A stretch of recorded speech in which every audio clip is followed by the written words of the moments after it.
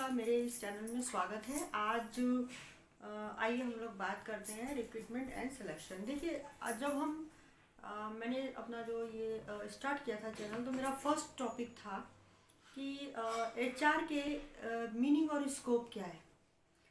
तो जब हम स्कोप की बात करते हैं, एचआर के काम की बात करते हैं, तो उसमें से शुरुआती दौर के जो काम होते हैं, एचआर के इनिशियल वर्क्स होते हैं, वो होता है रिक्रूटमेंट एंड सिलेक्शन। तो रिक्रूटमेंट एंड और सिलेक्शन क्या होता है और इसमें क्या अंतर होता है। तो मैं अगर एक प्रैक्टिकल ग्राउंड पे बात करूं, तो रिक्रूटमेंट और सिलेक्शन जो है वो मैन पावर प्लानिंग के बाद जो स्टेप होता है। मैन पावर प्लानिंग क्या होती है? मान लीजिए कोई प्रोजेक्ट आता है, कोई प्रोडक्शन का ऑर्डर आता है, तो उसके हिसाब से क्या होता है, हमको मैन पावर की भर्ती करनी होती है काम कराने के लिए। फिर हम क्या करते हैं, हमें संबंधित एचओडीज के साथ मिल करके एक मैन पावर प्लानिंग करनी होती है। और मैन पावर प्लानिंग करने के लिए हम लोग सभी संबंधित हेड से बात करते हैं और हमें तब पूरी डिटेल मिलती है। एक हम अपना फॉर्मेट तैयार करता है, चाहे डिपार्टमेंट एक अपना फॉर्मेट तैयार करता है, कितने लोगों की ज़रूरत है, किस डिपार्टमेंट में है, कितने मेल फीमेल चाहिए, उनकी क्या क्वालिफिकेशंस होनी चाहिए, क्या स्किल्स होने चाहिए, और क्या उनको सैलरी या वेज ऑफर्ड होना चाहिए।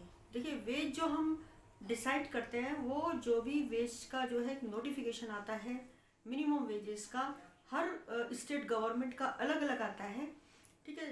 2 टाइम्स इन एन ईयर आता है। तो उसके हिसाब से हम वर्कर की कैटेगरी होती है स्किल्ड, अनस्किल्ड और सेमी स्किल्ड, ठीक है।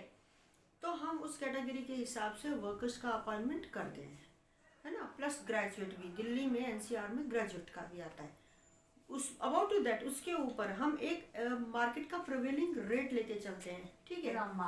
मार्केटिंग का प्रिवेलिंग रेट के हिसाब से फिर हम सुपरवाइजर या उससे ऊपर की श्रेणी के जो भी कर्मचारी होते हैं, उनको हम जो है वो सैलरी ऑफर करते हैं। तो सैलरी का हम एक रेंज लेके चलते हैं। तो हमने ये पूरी डिटेल बना दी है। तो उसके बाद हम क्या करते हैं, हम संबंधित जो डिपार्टमेंट के एचओडीज होते हैं, ऑपरेशनल हेड होते हैं, तो जो भी मैनेजमेंट का ऑर्गेनाइजेशन चार्ट होता है, उसके हिसाब से हम उनसे मीटिंग करता है एचआर डिपार्टमेंट। मीटिंग के बाद हमारा फाइनल हो जाता है। फिर हम अप्रूवल लेते हैं अप्रूविंग अथॉरिटी से, चाहे वो सीईओ, रेस्पेक्टिव डायरेक्टर है या ऑपरेशनल हेड है, whosoever is who is been nominated for this work, कि वो अप्रूव करेंगे मैन पावर प्लानिंग के बाद क्या होता है, अब हमारा एचआर के पास लिस्ट आ जाती है जी, इतने लोगों की भर्ती करनी है, और उसमें ट्रांसपेरेंसी होती है कि ये कैटेगरी, ये फलाना, ठीक है। अब एचआर की होल जिम्मेदारी क्या होती है, रिक्रूटमेंट एंड सिलेक्शन। तो आइए आज हम इस पर बात करते हैं कि रिक्रूटमेंट और सिलेक्शन क्या होता है। ये 2 स्टेप्स, इनका मीनिंग क्या है और कैसे इनको प्रोसीड करते हैं, इस बारे में हम आपसे बातचीत करें। तो let's begin from the recruitment. Recruitment क्या होता है, ठीक है। रिक्रूटमेंट की जो प्रोसेस होती है वो ये होती है, जैसे पहले वैकेंसी का नोटिफिकेशन, पहले आपकी जो वैकेंसी है उसका नोटिफिकेशन निकालना कि ये वैकेंसीज हैं। उसके बाद विज्ञापन देना। विज्ञापन कैसे देते हैं, या तो हम जॉब साइट्स होती है, आपने देखा होगा सबसे पॉपुलर जो सोर्स ऑफ एडवर्टीजमेंट है for the filling up of any vacancy in the companies, तो वो एक जॉब साइट्स में अपना विज्ञापन हम लोग देते हैं। दूसरा न्यूज़पेपर के थ्रू। तीसरा कुछ कंपनी डायरेक्ट भी देती हैं, तो डायरेक्ट न्यूज़पेपर में निकलवा के अपनी ईमेल आईडी पे वो या अपने एड्रेस पे सीवीज को मंगवाती हैं। फिर हमारा रिक्रूटमेंट का नेक्स्ट पार्ट है। नेक्स्ट स्टेप क्या है कि स्क्रीनिंग ऑफ बायोडाटास। मान लीजिए उसमें टाइम लिमिट दे दी जाती है कि 3 दिन के अंदर आप अप्लाई करें। 3 दिन की टाइम लिमिट आ गई, तो हम लोग 4 दिन वेट कर लेते हैं, चलो 1 दिन एडिशनल हो गया, या हम 3 दिन की ही लिमिट लेके चलते हैं। फिर जितने सीवीज आए हैं अलग अलग पोस्ट के लिए, वो शॉर्टिंग करके और उसको फिर हम लोग स्क्रीनिंग करते हैं, है ना। स्क्रीनिंग करने के बाद फिर क्या होता है, हम सीवी को शॉर्टलिस्ट करते हैं कि भाई इंटरव्यू में अगर हमें रेशो रखना है 1:5, तो 1:5 के रेशो के लिए हमें एक सीट के लिए, एक वैकेंसी के लिए 5 कैंडिडेट्स को बुलाना है, तो हम वो सीवी की शॉर्टलिस्टिंग करते हैं, ठीक है। नेक्स्ट आता है इंटरव्यू को कंडक्ट कराना। फिर हम कैंडिडेट्स को इन्फॉर्म करेंगे, है ना। उसकी साइकिल में आता है इंटरव्यू कंडक्ट कराने के लिए कैंडिडेट्स को इन्फॉर्म करना, भाई आपका सीवी शॉर्टलिस्ट हो गया, आप फला डेट में इंटरव्यू के लिए आए। वो इन्फॉर्मेशन फ़ोन के द्वारा या संबंधित ईमेल आईडी के द्वारा हम कैंडिडेट्स को इन्फॉर्म करते हैं। We do call them for the interviews. उसमें अपनी वेन्यू की डिटेल वगैरह हम सब देते हैं कि डॉक्यूमेंट्स लेकर आइए और आप टाइम से आइएगा। नेक्स्ट क्या होता है, फेस टू फेस इंटरव्यू हम कंडक्ट कराता है एचआर डिपार्टमेंट। मैनी टाइम्स क्या होता है, स्किल्ड जॉब है तो उसके लिए हमें संबंधित डिपार्टमेंट के एचओडी को भी इंटरव्यू में बिठाना होता है और ऑपरेशनल हेड को भी हमको फाइनली, मान लीजिए 5:1 का रेशो है, 5 कैंडिडेट है, उसमें से हमें 2 ठीक लगे तो हम तुरंत ऑपरेशनल हेड को बुलाएंगे, जो भी अथॉरिटी है उनको बुलाएंगे, अथॉरिटी को बात करेंगे, ठीक है।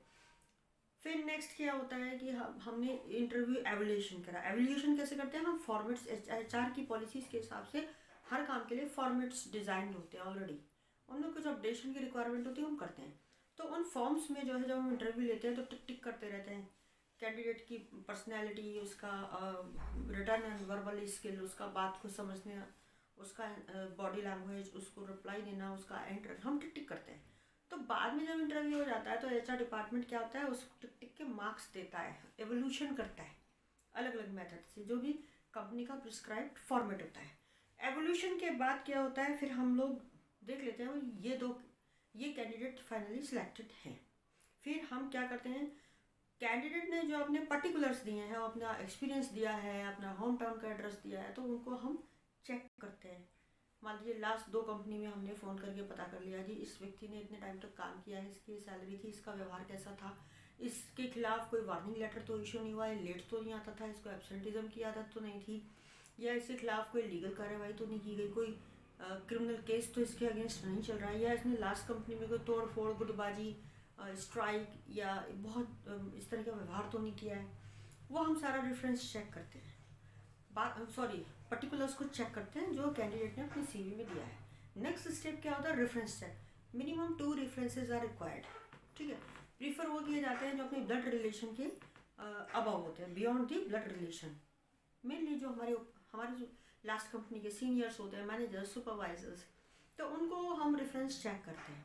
रेफरेंस चेक करने के बाद फाइनली कैंडिडेट को हम जो है वो कहते हैं this person is fit for the particular vacancy. तो हमारा ये जो काम होता है, ये होता है रिक्रूटमेंट के अंदर आता है। रिक्रूटमेंट के फ्रेम में जो वर्क आते हैं वो ये वर्क मैंने आपको इन शॉर्ट बताया, जनरल। कुछ कंपनी इसको बड़ा भी कर सकती है, हाँ भाई पहले टेलीफोनिक इंटरव्यू ले लो, फिर बायोडाटा मंगाओ, एक राउंड कंडक्ट करो, उसके बाद फाइनली अथॉरिटी के लिए 2 लोग बुला लो, वो एक अपनी वो है। लेकिन मैंने आपको जो बेसिक फंक्शन होता है रिक्रूटमेंट के, वो मैंने आपको बताए। अब चलिए आगे बात करते हैं हम। नेक्स्ट हम इधर सेलेक्ट हैं तो आगे आता है एक सिलेक्शन। सिलेक्शन क्या होता है, बंदा जो है वो दिस कैंडिडेट में बी फिट, ओके। आप क्या करना है, कैंडिडेट को इन्फॉर्म करना है। इन्फॉर्म कैसे करते हैं, फ़ोन करते हैं, साथ में हम ऑफर लेटर भेजते हैं, offer of appointment. Offer letter में क्या होता है, ऑफर लेटर में आपको इन्फॉर्म किया जाता है कि आपको इस पोस्ट के लिए जो सिलेक्ट किया जा रहा है, समटाइम्स सैलरी दी जाती है, कंपनी की अपनी पॉलिसी होती है, सैलरी नहीं ओपन करते, डायरेक्ट अपन में लेटर में कि जो भी इंटरव्यू में हमारा फाइनल हुआ है हम आपको बुला रहे हैं और ये डॉक्यूमेंट्स लेके आप इस डेट को ज्वाइनिंग के लिए आए, तो वो ऑफर लेटर रहता है। फिर ऑफर लेटर को हम ईमेल के द्वारा या उसके एड्रेस पे कैंडिडेट के सिलेक्टेड कैंडिडेट के सेंड करते हैं। फिर ऑन द डे जब भर्ती होनी, जब कैंडिडेट भर्ती के लिए आएंगे, तो सबसे पहले क्या होता है, उनको हम वेलकम नोट देते हैं। वेलकम नोट, आपका जो है स्वागत है हमारी कंपनी में, हमारी कंपनी की फैमिली के आप मेंबर बनने जा रहे हैं, आपका स्वागत है, ठीक है। और सबको हम इन्फॉर्म करते हैं पूरी कंपनी में कि इन्होंने हमारे जिस पोस्ट पे, इस पद पे ज्वाइन किया है, this person has join in our company for this post in such date and time, okay. Welcome note हमने दिया। फिर आता है उसकी, वो क्या करेगा, कैंडिडेट ज्वाइनिंग लेटर अपना फिल करेगा, ज्वाइनिंग रिपोर्ट फिल करेगा। उसमें ज्वाइनिंग रिपोर्ट में फिल करके कुछ हमको वो डॉक्यूमेंट्स देगा। फिर एचआर डिपार्टमेंट डॉक्यूमेंट्स के हिसाब से पर्सनल फाइल्स, कुछ फॉर्म्स कैंडिडेट से फिल कराते हैं, बायोडाटा फॉर्म वगैरह, फिर उनकी पूरी कंप्लीट एक पर्सनल फाइल को तैयार किया जाता है। उसके बाद क्या होता है, फिर है ना, उसके बाद क्या होता है, फिर कैंडिडेट को जो है फर्दर प्रोसेस के लिए, अब हमारी कंपनी का मेंबर बन गया है, उसकी ज्वाइनिंग हो गई है, फिर हम उसको अपॉइंटमेंट लेटर को हैंड ओवर कर देते हैं। So all these processes and steps are the part of the selection. तो फ्रेंड्स, आपने देखा, आपने अभी सोचा होगा रिक्रूटमेंट क्या होता है, रिक्रूटमेंट सिलेक्शन शायद एक ही टर्म होता है या रिक्रूटमेंट सिलेक्शन अलग। यस, जब तक एक व्यक्ति का चयन होता है ना, वैकेंसी के मैन पावर प्लानिंग से, वैकेंसी के नोटिफिकेशन से, उसकी वैकेंसी निकालना, सीवी लाना, इंटरव्यू कंडक्ट कराना, इंटरव्यू एवल्यूशन फॉर्म भरना, फिर उसको जो है सेलेक्ट एक फिट कैंडिडेट का चयन करना, ये होता है recruitment. Post to recruitment there is a process of selection. अब सिलेक्शन में क्या है, उसको ऑफर लेटर देना, उसको बुलाना ज्वाइनिंग के लिए, ज्वाइनिंग फॉर्मेलिटीज़ कंप्लीट कराना, पर्सनल फाइल बनाना, और साथ ही उसको अपॉइंटमेंट लेटर दे देना। ये होता है रिक्रूटमेंट एंड सिलेक्शन। देखिए, जब कोई भी ऑर्गेनाइजेशन एक बेस्ट सुटेबल मैन पावर से चलता है, और first impression is the last impression. और हम भी अगर किसी कंपनी में नए नए ज्वाइन करने जाते हैं तो इसमें एचआर डिपार्टमेंट की मुख्य भूमिका होती है। उस समय सिर्फ एचआर पर्सन का फेस वैल्यू होती है, उनका बिहेवियर, कैसे हम कैंडिडेट को ग्रीट कर रहे हैं, कैसे उनको रिसेप्शन में बिठा रहे हैं या पर्टिकुलर एक केबिन में बिठा रहे हैं विजिटर्स रूम में, फिर हम उनको कैसे फाइल्स पेपर्स वगैरह प्रोवाइड कर रहे हैं, सेट्स पर्सनल फाइल्स के दे रहे हैं, कैसे हम उनको टी कॉफ़ी ऑफर कर रहे हैं, किस तरह से हम बातचीत कर रहे हैं, किस तरह से हम कंपनीज के उनको एक फर्स्ट और लास्ट इम्प्रेशन जो होता है, किस तरह से उनके माइंड में, उनके हार्ट में, किस तरह से कंपनी के लिए एक फैमिली एटमॉस्फेयर को क्रिएट कर रहे हैं ताकि वो एम्प्लॉय खुशी खुशी हमारी कंपनी में ज्वाइन करें, कंपनी का हिस्सा बने और आगे कंपनी में बेहतर काम करें। तो और उनका एक ट्रस्ट बिल्डअप हो कंपनी से। ट्रस्ट बिल्डअप किससे होता है, देखिए बेसिकली हम सभी लोग काम करते हैं सैलरी के लिए, ओवर टाइम के लिए, इंसेंटिव्स के लिए, बोनस के लिए, ग्रेचुटी के लिए, पीएफ के लिए, ईएसआई के लिए, सो ऑन, मतलब अपने ट्रस्ट के लिए। उसकी एवज में हमें क्या करना होता है, हमें जो काम दिया होता है वो काम समय पूरा करके देना होता है। लेकिन हाँ, रिक्रूटमेंट एंड सिलेक्शन एक एचआर के लिए बहुत बड़ी जिम्मेदारी का रोल है। कारण क्या है, इसमें एचआर का जो है वो की रोल होता है कि वो बेस्ट सुटेबल मैन पावर को मार्केट से जो है वो क्या करें, हायर करें, और उनको इस तरह से वेलकम करें कि वो हमारी कंपनी का एक हिस्सा बने। उसके बाद उनको संबंधित डिपार्टमेंट में उनके इंडक्शन ओरिएंटेशन के लिए हम जो है आगे फर्दर स्टेप लेते हैं, वो कंप्लीट करा के उनको हम डिपार्टमेंट में हेड के अंडर काम के लिए भेज देते हैं। ओके फाइन फ्रेंड्स, तो ये बहुत इन ब्रीफ और प्रैक्टिकल मैंने आपको रिक्रूटमेंट एंड सिलेक्शन के बारे में बताया। होप सो आपको बेहतर लगा होगा, अच्छा लगा होगा। और जितने भी लोग रिक्रूटमेंट सिलेक्शन में काम करते हैं तो उनको भी इसमें से कुछ की पॉइंट सीखने को मिलेगा।